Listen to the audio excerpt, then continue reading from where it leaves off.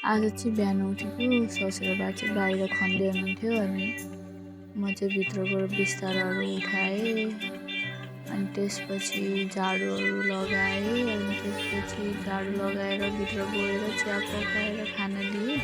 खाँदैपछि चाहिँ अन्डा उसिनेर खानु पर्यो भनेर अन्डा उसिन्न राखेको थिएँ, ग्यासै सकियो। त्यसपछि म चाहिँ मेरो बुढालाई उठाउनु गएँ।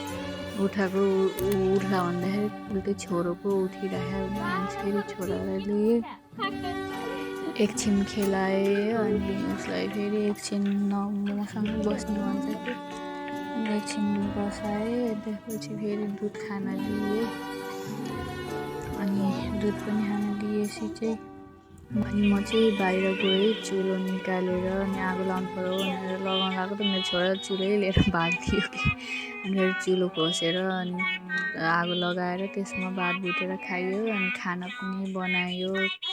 आगोमा पकाएको खाना चाहिँ मिठो त मिठो हुने कि